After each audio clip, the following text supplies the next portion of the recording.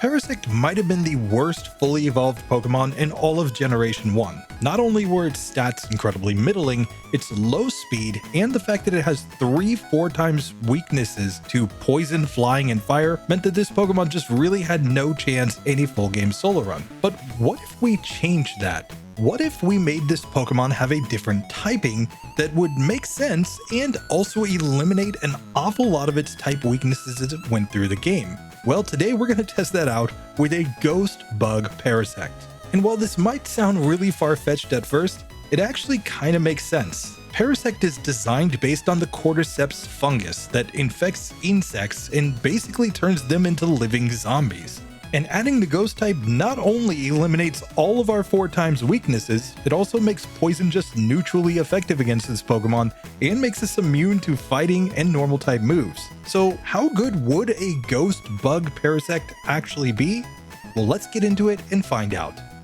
So Professor Oak is just going to catch this ghostly bug Pokemon outside of Pallet Town. He's not going to research it at all. He's going to say, hey, my grandson is a jerk. Let me give you a Pokemon that will completely destroy him. And just like that, we are going to pick up our Ghost Parasect, and we're going to name it Paranormal. So now let's take on the rival for the first time. Let's see how we do in this fight. Obviously, he leads off with Eevee, which only knows the move Tackle, which means he can do no damage to us. So we simply spam Scratch, and we easily win in the first battle and get to level 6. Now, of course, the issue with a Parasect in a normal full game solo challenge outside of its 4 times weaknesses is the fact that it cannot beat Brock on minimum battles. In fact, I think we had to get up to like level 13 in order to beat him last time. However, we should be able to beat him very easily in this one because Stun Spore will allow us to outspeed the Onix, and we can't be affected by moves like Bind, moves like Tackle, and that means we only actually have to worry about return damage from Bide. So as long as we can avoid that, we should actually be able to win this on minimum battles, but it comes down to how many times he uses the move Bide against us throughout the battle. It's also worth noting we are doing this in Pokemon Yellow this time, so Brock's Pokemon are 2 levels lower. That might affect things. It also means that we're going to have a tougher late game. But since this is Pokemon Yellow, here in Viridian Forest, we're up against a Caterpie, which yet again can't do any damage to us. So we can simply sit here and spam Scratch, even though we're 4 levels lower than this Pokemon and it's going to take a lot of turns. This is actually a guaranteed victory every single time. And with that out of the way, it's time to take our first shot at Brock with our Ghost Bug Pokemon.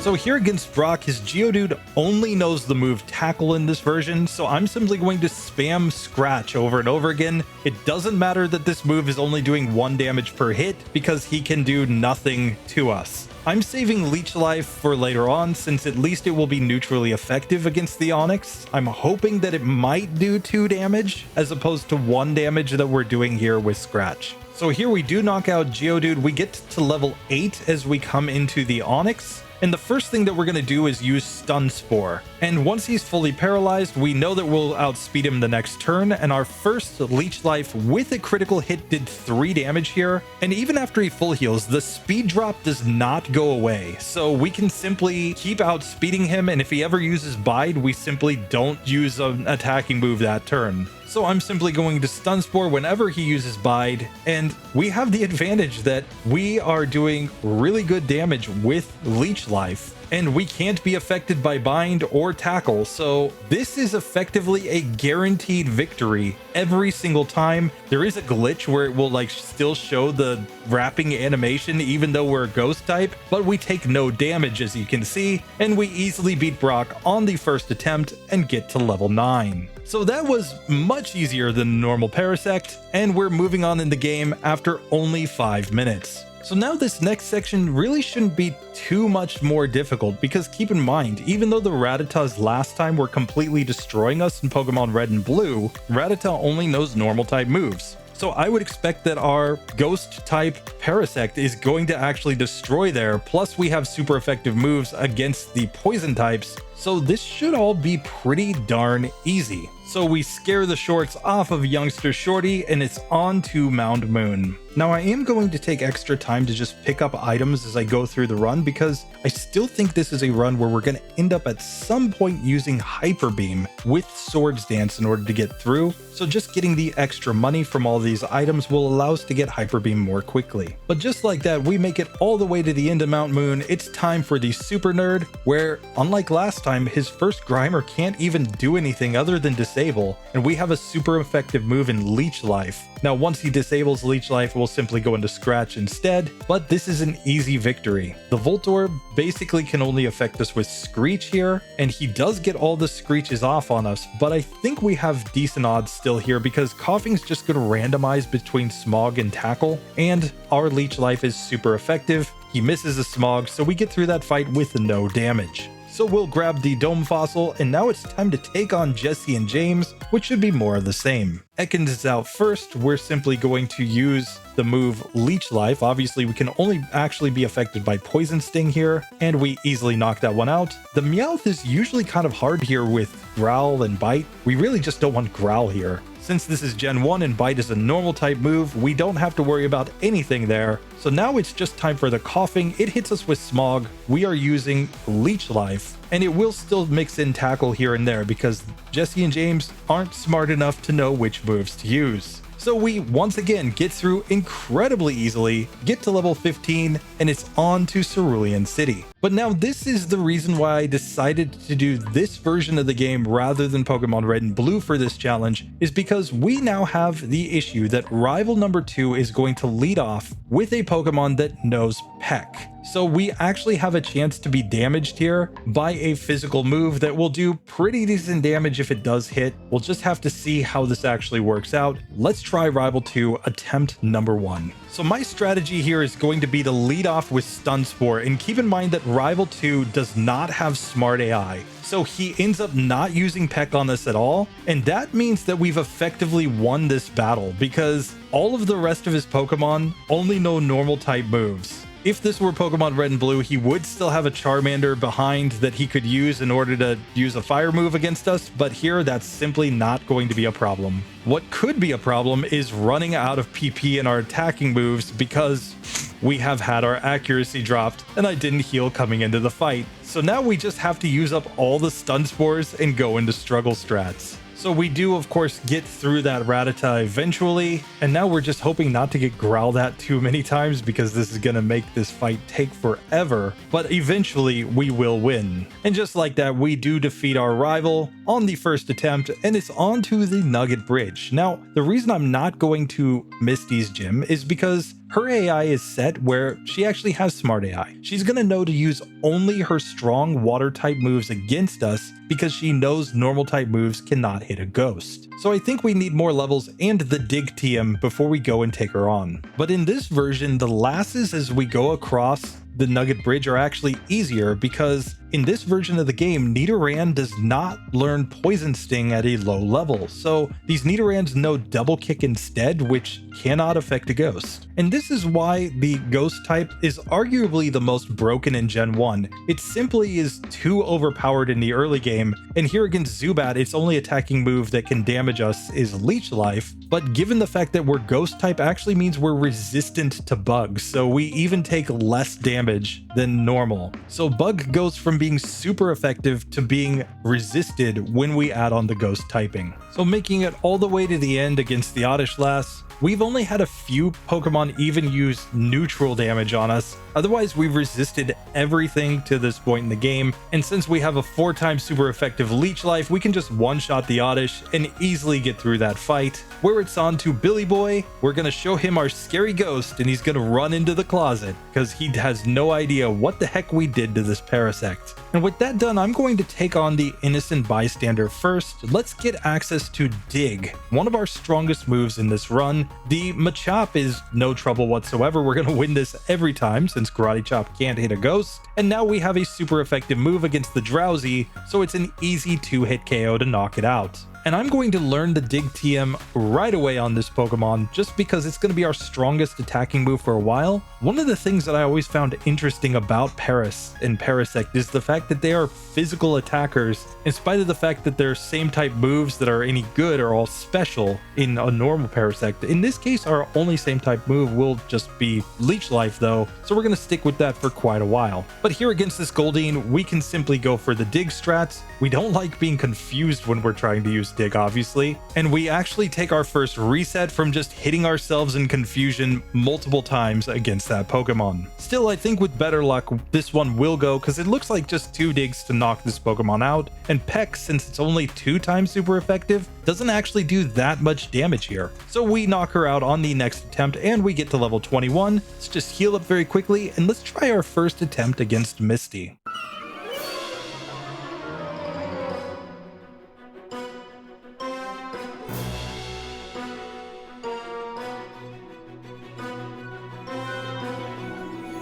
So here in our first attempt against Misty, I am going to go for Dig first. As we can see, she used Water Gun against us. That's the only move that she will use with her Staryu. Starmie comes out next. I'm going to Stun Spore this Pokemon, and now I'm going to go for Leech Life since it's super effective and heals HP, and we can see that she did massive damage with that Bubble Beam. Dig doesn't do that much after 1x defend, but we still knock her out on the first attempt. We get to level 22, and just like that, 20 minutes, but we have beaten 2 gyms with only 1 reset. It's a massive improvement compared to what we did last time on Minimum Battles with Parasect, which just shows how completely broken the ghost typing is in the early game. And with that out of the way, let's make our way down to the SSN and to Rival 3. This is the first time that he is going to have Smart AI, but keep in mind, the only Pokemon that he has that can hit a ghost is his first Spearow. So if we can find a way through that, we should be pretty good in this section. And of course, aside from Pidgeygirl and the guy next to Pidgeygirl, we have no trainers to fight in this section other than the rival, so I'm just going to pick up a couple of items and make my way straight to that fight.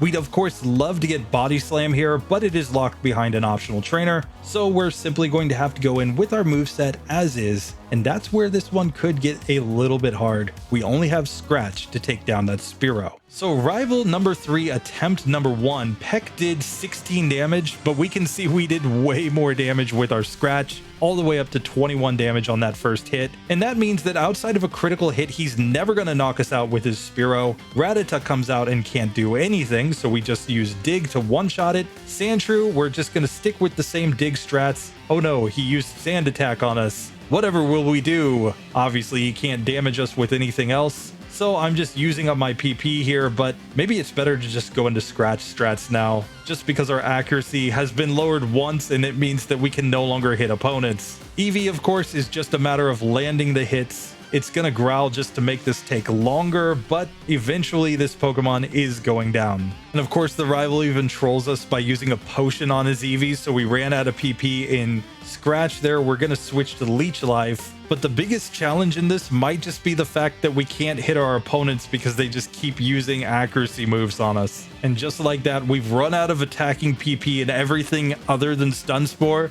So we have to use up 30 PP just to get to struggle to finish off a Pokemon that has no chance to beat us. Once we finally get to struggle, we do knock that Pokemon out. We beat our rival, but of course he's just being a troll as usual. Not much we can do there, but we have managed to win that fight. And now we're simply going to heal up and let's go take on Lieutenant Surge. We have Dig and we're not really scared of like half of his moves. He can only hit us with Thunderbolt, which is only a 1 in 4 chance. So I think we've got an easy victory here.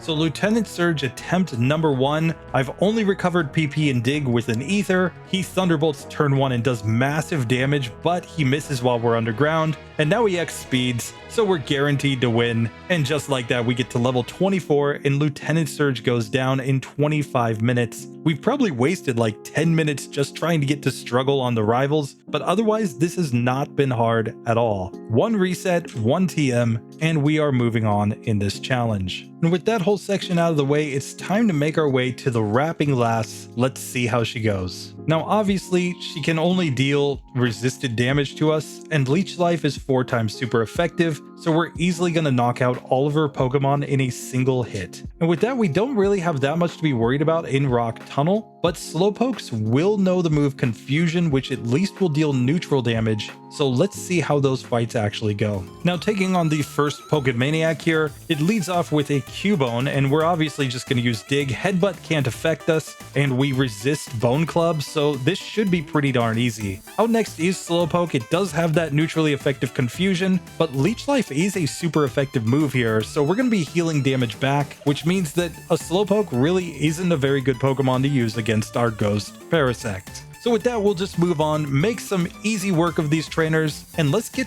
to the Rock Tunnel Hiker. So against the Rock Tunnel Hiker, obviously we have Dig, so as long as we outspeed, we should be guaranteed to win. Now, we are weak against Rock Throw. If we ever got hit by that move, I always found it really strange that a Ghost can be hit by rocks though. I really want to try a run where we simply run a Ghost Pokemon but actually make it immune to all of the physical types of damage. Because why is it that you can't punch a Ghost but you can hit it with a wing attack? Never made sense to me, but you know, it could be fun to at least try it out. So let's see if we do that in the next episode. For now, we're simply going to finish off the last couple trainers, and let's make our way to Celadon City and of course to Erica. But even before that, I'm going to take a quick detour to rival number 4 because I think this is going to be a super easy fight. Let me break it down. Rival number 4 leads off with a Fearow, and it's going to want to use a flying type move against us. However, its only flying type move is Mirror Move. So if we simply spam the move Scratch, it's just going to Mirror Move Scratch, which does no damage to us, meaning this Fearow is a guaranteed win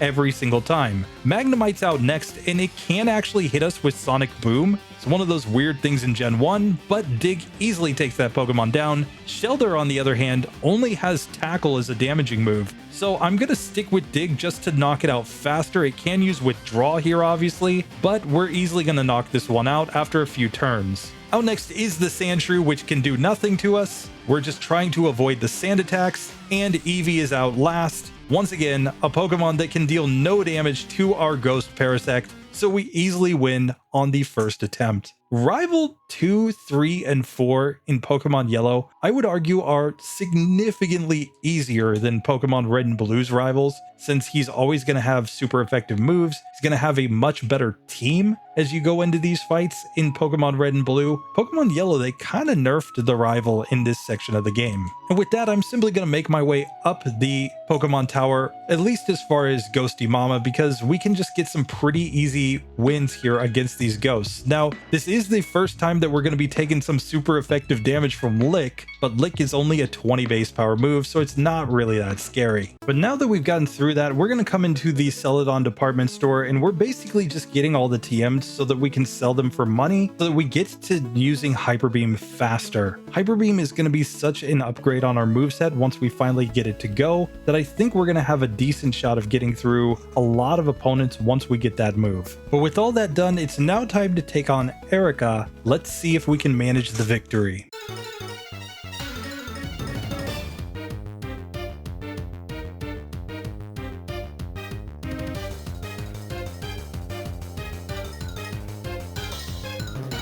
So Erica attempt number 1, this fight actually is kind of scary in a normal run because of the fact that we would be weak against poison, but here, since we're only neutrally affected, when she does get to using acid with her Pokemon, it's not going to do as much. Obviously, this Tangela basically can't do anything to us, so we easily get through that first Pokemon. We level up to level 30 and we get access to Spore, which we're going to learn over Stun Spore here. Out comes the Weepin' Bell. It drops acid, but we're going to put this Pokemon to sleep and go back into Leech Life, and this is going to be a 2-hit KO. We get through at the end on full health. Out comes Gloom. It drops even more acid, but we're not dealing with Erica and her extracurricular activities today. We're just using Leech Life and easily winning on the first attempt. So 38 minutes to get through 4 gyms, 1 reset, 1 TM, really no problems at all in this challenge. And with the easy victory against Erica, let's just get our way into the game corner where we're going to collect all of the coins that we can, of course, because we're going to need all these coins later on to get that Hyper Beam TM. And just like that, we can make our way to Jesse and James. Let's see if we beat them on the first attempt. So Coughing is out first. This Pokemon can actually damage us, but I'm just going to go for Leech Life, and this is going to be an easy 3-hit KO. Out next comes Meowth. Meowth can't do anything, so we're just going to spam Scratch over and over again. And finally Ekans. Let's just use a single dig and knock this Pokemon out. So Jesse and James have been reduced to a joke against this Parasect, which normally would not be the case. Poison type moves would be really strong, but here we just don't really care, and we make it on to Giovanni. Now Giovanni has smart AI, so he's going to go for Rock Throw only with this Onix, but he guard specs turn 1, so we avoid 1 Rock Throw. The next one he does hit, but we manage to get through very easily. We may as well just Spore here, but here we can easily knock Rhyhorn out. It actually couldn't do anything with Horn Attack. And Persian, another Pokemon that can't hit a ghost. So Giovanni, the way to defeat him, just put a ghost in front of him. Oh, Giovanni. So we easily get through that. Let's go ahead and dig on out. We've already fought rival number 4, so we just have to take on Ghosty Mama and Jesse and James, and we will be able to move on in the game. So first things first, let's take on Ghost Marowak. This is a Pokemon that we're really not too worried about. We're just going to put it to sleep, and then we can even dig on this ghost here. Bone Club is resisted, so it's going to basically do nothing, and we get the easy victory on the first attempt. Now on to Jesse and James. They're going to lead off with Meowth here, so we've got an easy start, but this is the first time they have their fully evolved Pokemon. And we get Growled turn 1, which is actually really bad, but fortunately we don't have to deal with too much from Arbok. It just gives us a single Poison Sting before we knock it out. This is the Pokemon that we have to kind of worry about. Sludge is on Weezing's moveset. It doesn't do enough damage though, so we're simply going to sit here and spam some Leech Life, I guess, to recover HP. We can put it back to sleep, and we can see Jesse and James, they're still using bad AI, so they can just use Tackle here, even with their Weezing. So just like that, we get the easy victory, get to level 33, and we are moving on in this challenge. And now there's only one obvious choice. We are going to come to Silphco. We have 1 required trainer to fight, and then we can get access to Swords Dance. Swords Dance could be the move that completely breaks this run open, because we're going to have a way to boost our physical damage. So I'm going to learn Swords Dance over Scratch. I think this is the best strategy because Scratch is obviously incredibly weak. It's not a same type move. I'm going to keep Leech Life for now because it will be super effective against Sabrina. And we basically want Dig for everything in this section of the game. It's going to be good against Giovanni. It's going to be good against Blaine. So we don't really want to forget that move because unlike Pokemon Red and Blue where the rival is using a flying type, from here on out, rivals in Pokemon Yellow don't have any flying type Pokemon. So we actually don't have to worry as much about that immunity to flying until we get to Lance. So now I'm going to make my way down to Fuchsia City and I'm going to take on everything in Koga's gym. With access to Swords Dance and the fact that Leech Life will be super effective against everything in his gym, I actually think this is the best play. And keep in mind, Koga doesn't have any super effective moves against us, so he's basically just going to use like Psychic and Psybeam, but if we can put his Pokemon to sleep, we can just heal up damage. So let's see if this works out, starting with the jugglers in this section. Now the big disadvantage of Parasect is that it's incredibly slow, but since we have Spore, we can simply put the first Pokemon to sleep, set up 3 Swords Dances, and go in for the sweep, where even a 15 base power move like Leech Life is one-shotting all of these Psychic types at this point. So with that, it's time for our first attempt at Koga. Will we be able to one-shot his Pokemon? Let's find out.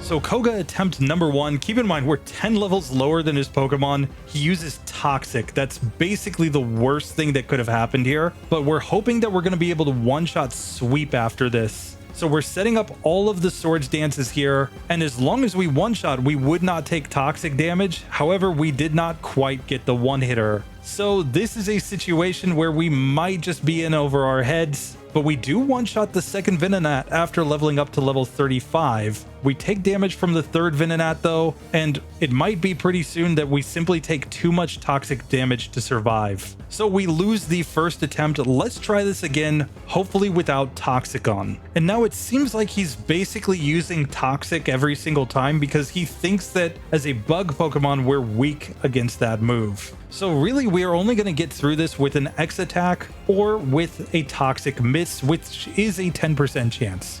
So I was really hopeful that the AI would think that Ghost resists poison and therefore he wouldn't use toxic there, but unfortunately it simply doesn't work out. So we have to think about either using rare candies here or going a different routing. And I'm going to try a different route first. Let's go ahead and try to take on the rival number 5 fight, because he's going to lead off with a Sand Slash that only has Poison Sting as a move that can actually damage us. And maybe if we just get all our setup off there, we can easily sweep through the rest of the team. Keep in mind, this is the first time he has a Flareon, so we are going to have to deal with that Pokemon, but if he doesn't manage to one-shot us, I think we're going to have a decent chance to get through. So here against rival number 5, we're first just going to put this Sand Slash to sleep. It even poisoned us turn 1. That's terrible luck.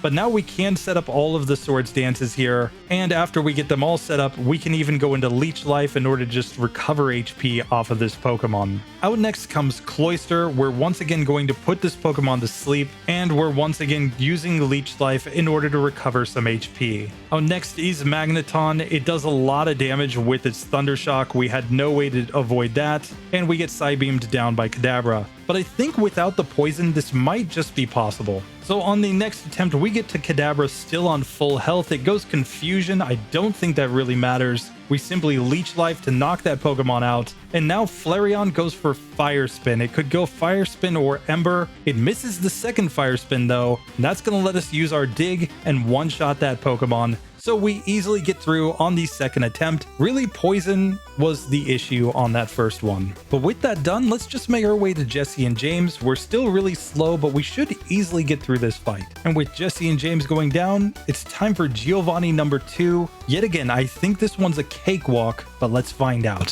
First things first, he can only damage us with Poison Sting from his Nidorino. We're just trying to avoid being poisoned in this fight, so I'm putting it to sleep as I set up the Swords Dance. And now we can simply go for something like Leech Life to easily one-shot that Pokemon. Persian's out next. Persian can do literally nothing to us. A single dig knocks it out. Rhyhorn also is useless against a ghost, so it gets a one-hit KO. And finally Nidoqueen, it goes for double kick. We one-shot it with dig, and just like that, Giovanni is a joke as usual, but especially a joke against any sort of ghost. So let's take on Sabrina, where we have a type advantage, and see if we can win on the first attempt.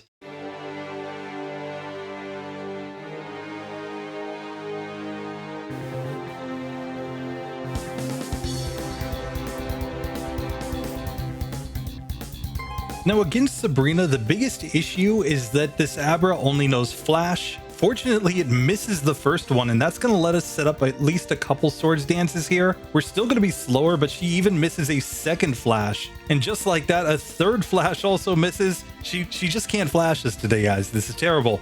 But we one-shot that Pokemon. Psychic, however, critical hits and one-shots us from the Kadabra. We're going to need better luck than that. In the second attempt, we do get flashed by Sabrina, but we're simply going to take that as an additional badge boost. And now let's see if we can one-shot sweep her team. This time we get Psywave instead of Psychic from Kadabra, but due to a critical hit, we did not one-shot there. We want to avoid critical hits if at all possible. We level up to level 39, but we will not learn the move Slash. It doesn't synergize with the rest of our moveset, so instead we're going to make our way to the final Alakazam, where a single Psychic knocks us out. We're going to need to put that Pokemon to sleep in order to get through this one. So a few attempts later, we are getting back to that Alakazam.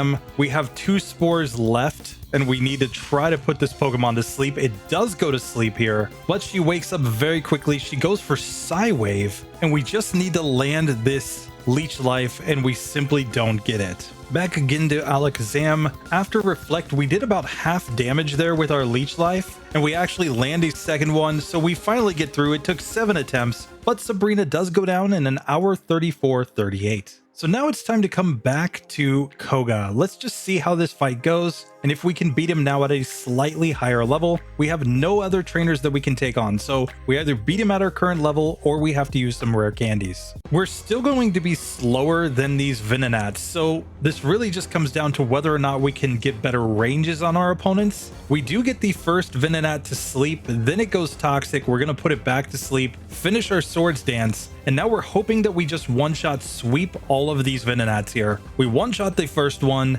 Psybeam from the second one, but we're going to heal up all the damage with Leech Life. Psychic from the third Venonat gets a critical hit, but we do heal all the way back up to full health, and we get Psychic from the Venomoth, which did about half damage. We do put it to sleep though, and this is looking to be a 2-hit KO. We just survive on 11 HP, and we managed to knock it out. So the extra levels did matter there. Even with Toxic, we were able to manage to get through Koga. So an hour 36:15, 2 TMs, 13 resets. The reason the time got really lopsided suddenly, I had to take care of my baby boy. Sorry about that, guys. Did not stop the timer as I apparently intended to, so we've added a lot more time than it actually took to get through this. With that being said though, we can move on in the run. And now there's nothing to do but go and take on Blaine. Now Blaine should, at least in theory, be one of the hardest gym leaders for us. We do still have a weakness to fire type moves, but remember this is Pokemon Yellow, where Blaine does not have smart AI. We can't take advantage of him using like full health super potions in this version, but we can take advantage of him still using normal type moves against our Parasect. So we're going to quickly make our way through the Pokemon Mansion. We will pick up Solar Beam just in case that becomes a strategy in the late game, but I'm going to try to stick with my moveset currently as it is. I think my only other TM in this run is going to be Hyper Beam. We'll just have to see. Now we have one advantage against Blaney Boy here, which is the fact that we have Swords Dance with Dig, so we do have a super effective move to try to knock his team out with. Let's just see if it turns out to be enough. Of course, if we had Tombstoner, this would be a guaranteed win, but we're just going to have to stick with Dig and try it out.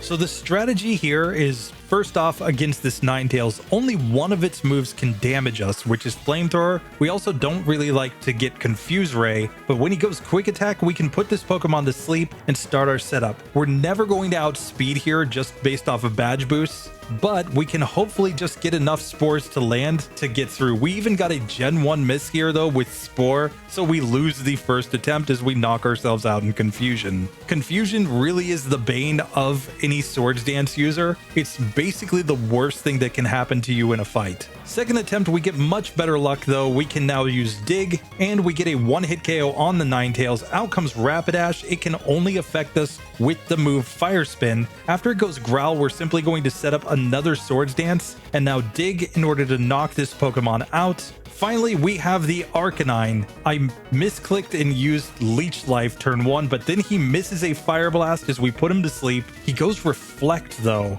and the Reflect is going to allow him to survive. However, he uses next Takedown, which doesn't affect a Ghost. So we beat Blaine on the first attempt. An hour 42 minutes to get through this section. Keep in mind that's real time. We can check the game time later on, but we are progressing very, very nicely. Only 14 resets. Consider that we had like 200 resets at the end of the game with a normal Parasect in Pokemon Red and Blue. This is a massive improvement, plus only 2 TMs used so far, and we are on to Giovanni.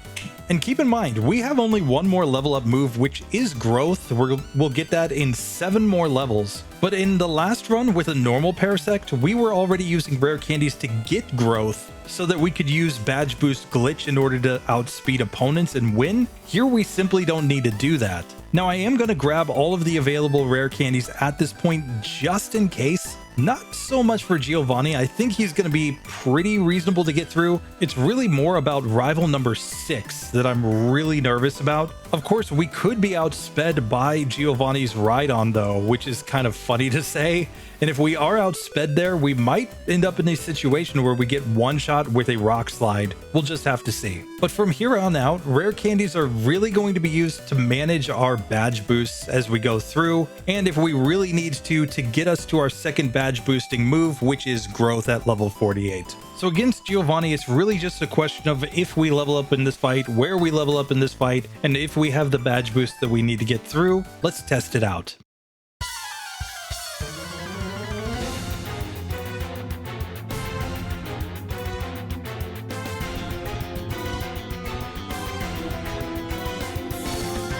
So first up is, of course, Giovanni's Doug Trio. It goes for Fissure. In the case where all of its moves are resisted, it will simply randomize, even with smart AI here. So he's not just going to use Sand Attack against us, he's going to use all of his moves in equal proportions. However, this time he goes for a Guard Spec. That will give us the chance to start our setup with Swords Dance, and we're just hoping that we're going to be able to knock this one out. Fortunately, we resist the move Earthquake and Dig, and we can simply use Leech Life to heal back our HP. Persian is up next, and of course this Pokemon is free in this battle since it can do no damage to a Ghost-type Pokemon. And next comes the Nidoqueen, who doesn't really have any good moves here. Thunder, Double Kick, and Earthquake. So this one's only going to use the move Tail Whip against us. Or so I thought. In fact, it's going to use everything because of the fact that we are not a grass type. So we actually get knocked out by Thunder in this one. Let's try this one again. So back again to Nidoqueen. I'm instead going to use Leech Life here in order to get my HP back. Sure, it's not as strong as Dig, but keeping our HP nice and high is the key in this one, I think. Nidoking also goes to sleep, and we get 2 Leech Lives to knock it out. We're to the right on full health. He Guard Specs, and that should mean we can go for Dig and get the one-hit KO. So just like that, it took 4 attempts, but we did manage to beat Giovanni in an hour 47:34. So 17 resets, 2 TMs, not doing too bad. We're on to the league. But of course, the next 6 fights are the 6 hardest fights in the game, and we don't have the option to go fight some optional battles here. We have to win just with our Pokemon as is. We're still 4 levels away from getting Growth. Growth will obviously help a lot. Growth will effectively make Fire-type moves do a lot less damage to us, so we might need it at this point. Let's fight Rival 6 one time and find out if we need to use our rare candies right here. So of course he leads off with his Sand Slash. He's just going to use Poison Sting with this Pokemon. I'm simply going to spam all the Swords Dances here, and then we can even just heal up off of this Pokemon. However, he wakes up and poisons us, so that was kind of bad luck there, but we can heal up all of our HP again off of that Execute. We're going to put this Cloyster to sleep, and now I'm going for the Dig strats.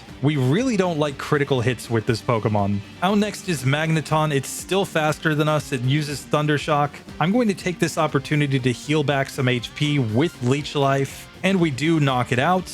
Out next is the Kadabra as we level up to level 45, but I'm just going to use Leech Life to one-shot that Pokemon, and now Flareon goes for Flamethrower and one-shots us. And this Pokemon's only going to go for Flamethrower, Fire Spin, or Smog. Smog is a 33% chance, but outside of that, the other 2 moves are just terrible for us. So I think this is a good spot to level up here. So I'm simply going to go for it. I'm going to get 4 levels right here and get access to Growth, because I think with Growth we would survive there. And at this point, Leech Life, we don't really need it. We're just going to go Dig strats the rest of the way until we get to Lance. I think that's going to deal enough damage and get us through all of these fights, but let's find out if that's the case or not. So this time against the rival, I'm going to start off by putting Sand Slash to sleep and setting up 3 Swords Dances, but now I'm going to go into Growth on top of that. So we're going to try to put the Sand Slash back to sleep. We are faster than Sand Slash now, and as long as I don't misclick, it won't be able to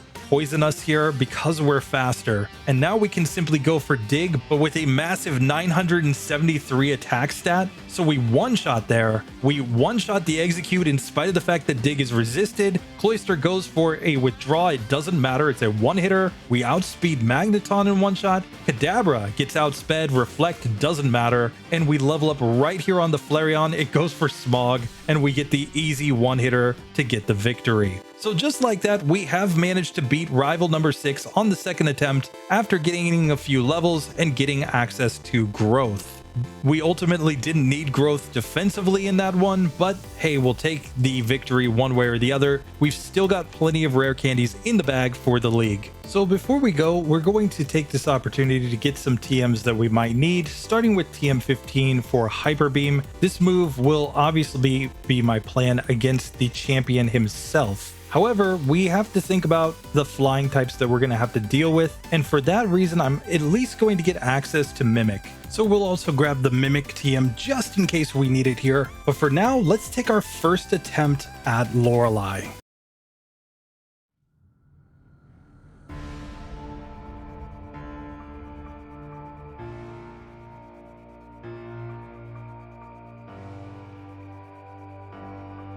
So Lorelei attempt number 1, and unlike a normal Parasect, we are not weak to ice. So this Pokemon's not going to just want to use Aurora Beam against us. It does use Aurora Beam this time though. We put it to sleep, and now I'm going to start off by setting up 3 Swords Dances, and then we're going to go into Growth. And the entire idea here is pretty simple. We want to reach the point where we can outspeed this Dugong, and once we achieve that, we're simply going to go for Dig and one-shot it. Here we can outspeed Cloyster. It also is going to get put to sleep, and we use Dig. We do not get the one-hitter on this one. However, we don't get knocked out by Clamp thanks to our higher special stat, and we can knock it out on the next turn.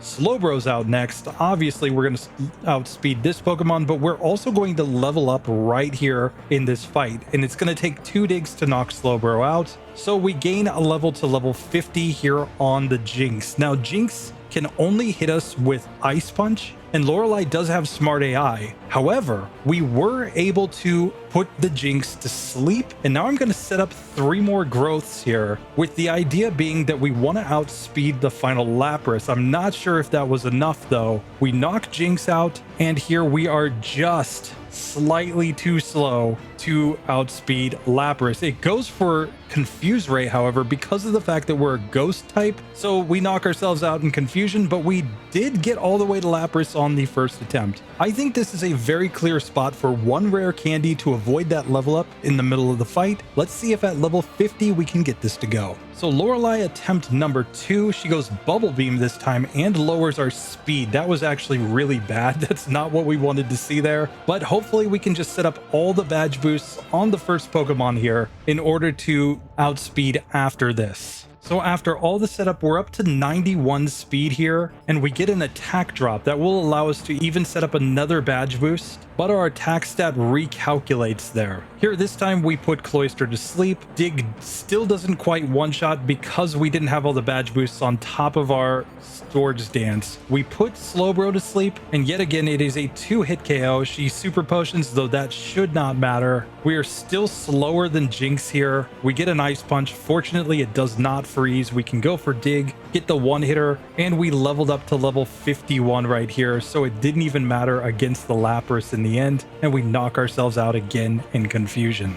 So we would have to gain a lot more levels to avoid that level up, it seems like. We probably just need to get slightly better luck on this fight in order to get it to go. So 2 attempts later, we make it all the way to Lapras on full health. Here we managed to land a Spore on it, and we're no longer confused, and Dig one-shots. So just like that, we do manage to beat Lorelei. It's a little bit inconsistent. We have to get a little bit of luck in terms of not hitting ourselves in Confusion there at the end. She's only going to use Confuse Ray against a Ghost, because Ghost is super effective against Ghost. It's just the way the AI works. But fortunately, that means that we can make it all the way to Bruno with no damage. We're going to take him on full health, and this one should be a relatively easy one.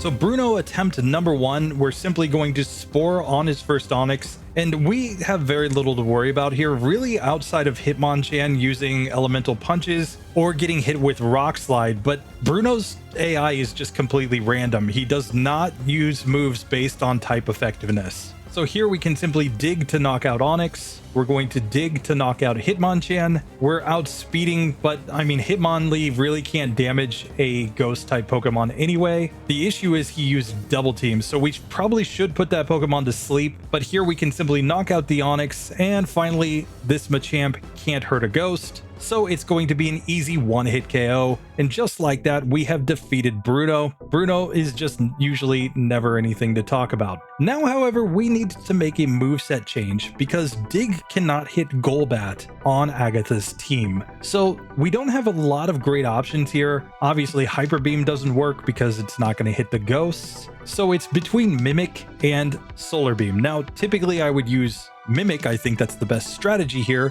but because Mimic is a broken TM and it's going to lower our score a lot, I'm going to avoid it and use Solar Beam instead. So here the entire idea is to set up Growth first, then set up the Swords Dances, and then hope that Solar Beam can deal enough damage to knock her Pokemon out. We don't have a same type attack bonus here, but keep in mind the same type attack bonus is only a 1.5x on the damage of a move, so as long as we have enough Solar Beams here, we should be able to get through this. So let's try it once without any rare candies. If it doesn't work, we may come back and try rare candies. Let's find out.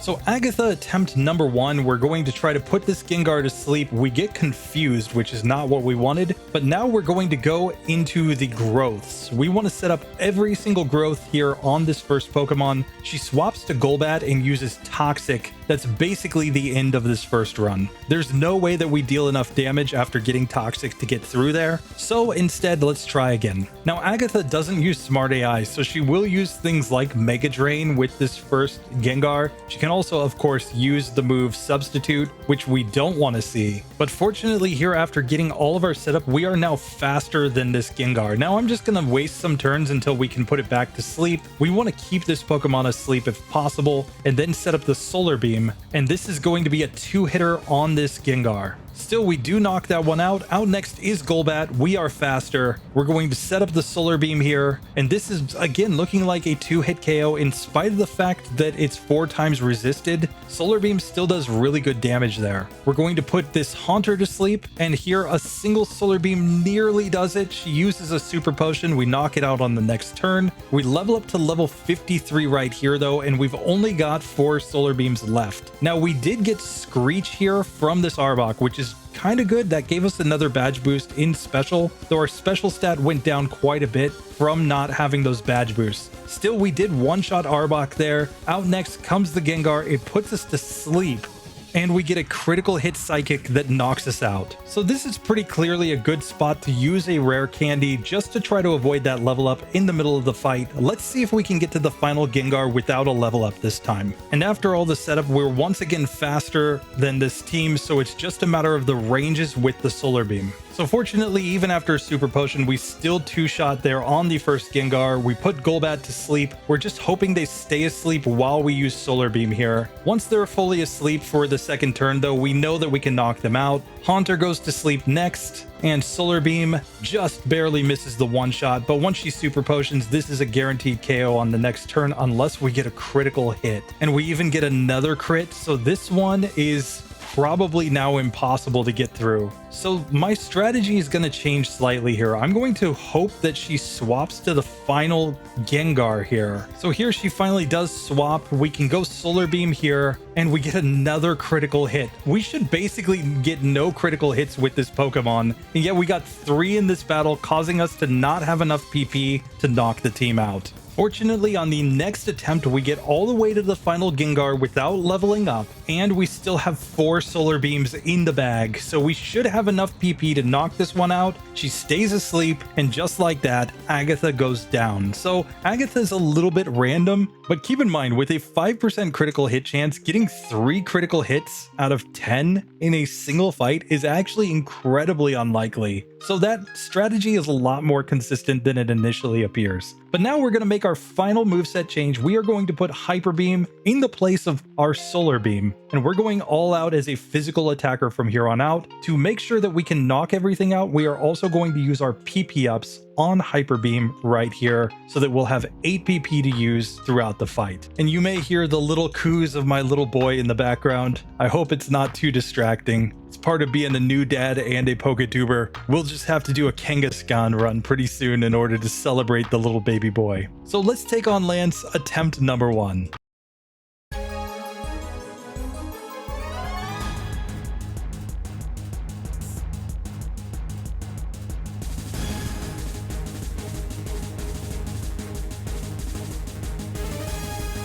So Lance, attempt number 1, we are going to put his Gyarados to sleep. He did massive damage with Hydro Pump, and then he uses a Dragon Rage on us. But ideally what we want to do is set up the 3 Swords Dances here, and then keep him asleep long enough to also set up a bunch of growth. And at this point, we're just barely outspeeding this Gyarados, but after we finish all of our setup, we are now going to be faster than pretty much everything. So let's see if Hyper Beam does the job. We one-shot there on the Gyarados. It's going to be a 1-hit KO on Dragonair, a 1-hitter on the next Dragonair, and now Aerodactyl is faster. It uses Fly, and we only have a 5% chance for a miss there, so we lose on the first attempt. If we can get here with better HP though, we might be able to survive a wing attack, and that might be the solution for getting through. It's also worth noting though that we were very close to a level up there, so I'm going to level up once with a rare candy to level 55. And really the ideal here would be to get a Hydro Pump miss turn 1 that will happen about 20% of the time when he uses the move, or even Dragon Rage is better than getting Hydro Pumped here. So it takes a few attempts, but we do manage to get to Aerodactyl on better health. It uses Fly again,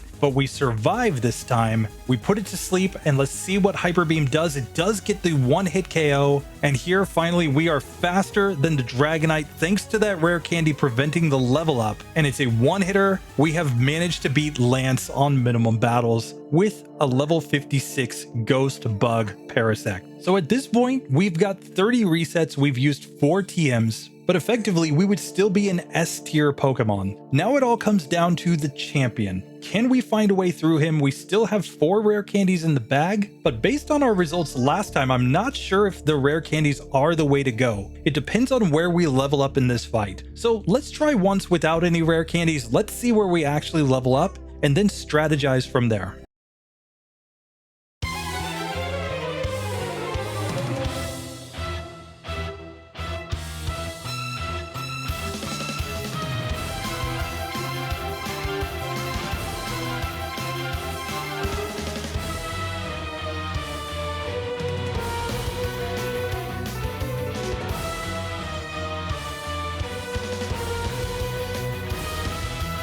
So champion attempt number 1, he's only going to Poison Sting with this Sand Slash, which means we can always set up our Swords Dances right here. Now I'm going to avoid setting them all up immediately. I'm going to simply switch into Hyper Beam here and try to sweep through as much of his team as possible. Alakazam misses Kinesis, so it's a 1-hitter. We one-shot this Exeggutor, and now we level up right here on Magneton. That's actually like the ideal situation, because now we can set up our growths right here, trying to get as many badge boosts as possible in speed. And after maxing out our speed stat at 118, we're simply going to one-shot this Pokemon. We are faster than Cloyster, Hyper Beam 1-hit KOs, and we are faster than the final Flareon. It only has 99 speed. So just like that, with the double badge boost glitch strat with Spore, our Ghost Bug Parasect beats the champion on the first attempt. So we come in with a final time of 2:19:07, keeping in mind that I stepped away for some daddy duties in the middle of that. You can just hear him, he's just having a blast here in the background. But that was incredible. We finished with a final score of 93, 30 resets, and 4 TMs. And outside of a Mew that I used as a test run for my new tier list system, I'll get that knocked off. We can see that we end up with the highest score of the 4 runs that I've done so far in Pokemon Yellow since making the new tier list. If you're curious about Vaporeon and Hitmonlee, and of course that Tauros, I will be getting those edited and posted very soon, so just keep your eyes peeled for those other runs. So with that, there's nothing else to do but simply register our legendary paranormal Parasect into the Hall of Fame. And I'll take this moment to introduce my lovely, adorable little co-host. Say hello to the world. Hi. I'm the one who keeps Daddy from making videos every day. Say hi, everyone. I'm Katsumasa. Yeah, that's Daddy's boy right there. This is the one and only Katsumasa. You might hear him every now and then in the background of a video. It's because he is my cute little baby boy, 4 months old now, and he is definitely enjoying Pokemon already. He has his little Cleffa doll, and he likes to watch Daddy as he plays the game. Now, if you'd like to support me in getting this guy some really cute Pokemon stuff, go ahead and join the channel membership. Thank you very much to Super Saiyajin Derp, Super Saiyajin Jared Rose, all the members of the Pokemon Center tier, and the Right On Meme team. You guys are legends. Let's go with this little guy to do the last thing that we have to do in this run. Let's go beat up a Mewtwo. And if you'd like to see a Katsumasa Kangaskhan run, let me know down in the comments below. And it's important to note, we still have to decide who his Gen 1 starter is going to be. That's going to be coming up when he's 1 year old. I'm going to be giving him access to a toy of every Gen 1 starter and let him choose which one he wants to have. Of course, we're talking about all of the starters. That includes Pikachu and Eevee. I have a sneaking suspicion that he might be an Eeveelution boy. We'll find out though. But just like that, we have made it to Mewtwo. Let's see if we can beat Mewtwo on the first try. Do you think we can beat Mewtwo? Do you think we can beat Mewtwo? Yeah, we can beat Mewtwo. Let's go. So here, obviously, the strategy first, go for Spore, set up the Swords Dance. Ooh, and I accidentally misspelled my name when I put it back in. But here, I'm just going to go for Hyper Beam right here. We get the one hitter on the very first attempt. Paranormal Parasect with Ghost typing completely destroys the game. Only had 54 speed at the end. Of course, with the badge boost, that got us up to 60 speed. Final moveset, Swords Dance, Spore, Growth, and Hyper Beam. This Pokemon is far too powerful. Anyway, we are going to be coming back with more Pokemon. Comment, tell me whatever you've got on your mind about the world of Pokemon. And with that, I'll see you in the next one. Later.